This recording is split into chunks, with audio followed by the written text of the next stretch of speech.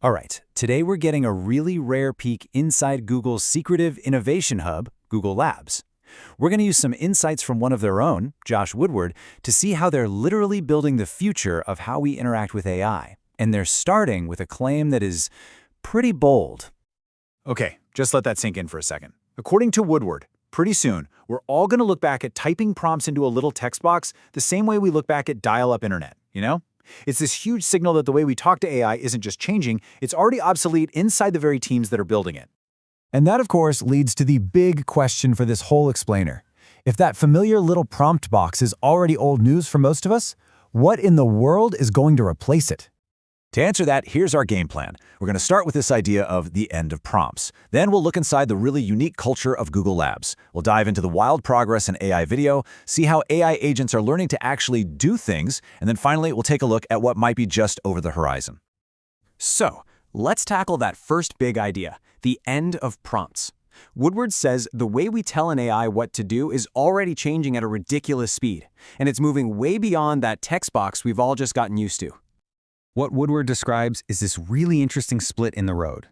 For the engineers, the pros who are building these models, yeah, they're still going to write those beautiful, complex, multi-page prompts. That's how they push the limits. But for you and me, the future is way more natural.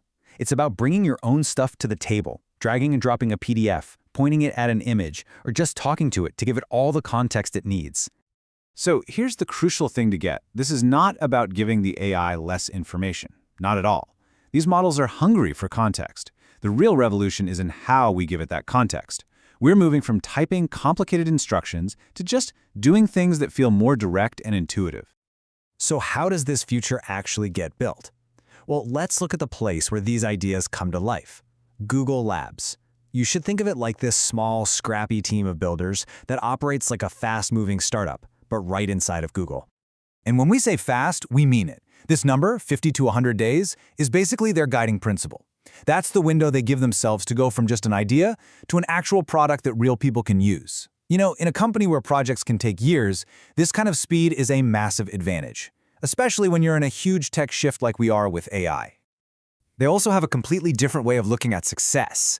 This is Google, a company famous for products with billions of users. But inside Labs, this is the number they celebrate, 10,000 weekly active users. It's this powerful mindset that big things start small. Instead of trying to build for 1 billion people on day one, they focus on solving a real problem for a small group first, because they know that's where the best ideas come from.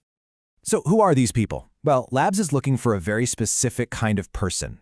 They want creative people, people who have a bit of a hustle, who kind of see themselves as the underdogs. And the real prize, what they call the unicorns, are the people who have deep technical AI knowledge and a great gut feeling for what regular people actually want. Their process is this really cool mix of top-down and bottom-up. So leadership will point to a big strategic area, like the future of creativity. They call that finding the pond. Then they just unleash these small teams of 4 or 5 people to go find a specific problem to solve in that pond. And they don't just stare at data, they iterate by literally watching for that moment when a user's eyes light up. That's when they know they're onto something. Okay, now let's talk about one of the most exciting ponds they're fishing in right now, generative video. They're working with Google's model Veo, and the progress here has been absolutely insane. Just look at how fast things are moving. A year ago, AI video was weird. You had janky physics, people with 6 fingers. Creators talked about this high cherry pick rate, meaning you had to generate 100 clips just to find one that was usable. Today, with models like Veo, it's a totally different story. The physics work, the quality is photorealistic, and that cherry pick rate is dropping like a stone. And their mission with these new video tools is really twofold. First, they want to lower the bar so that anyone with an idea can create amazing video.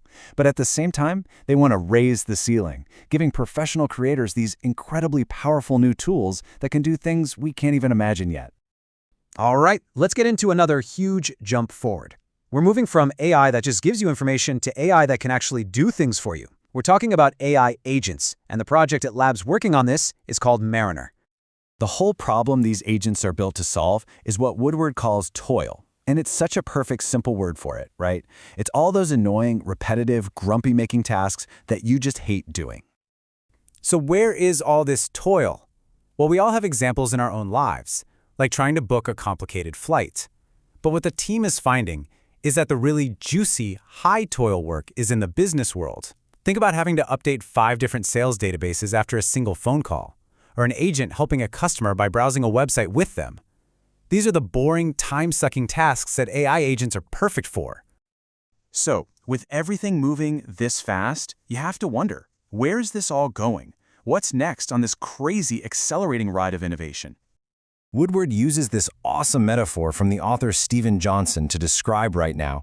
He says it's like we've just walked into a new room of scientific discovery.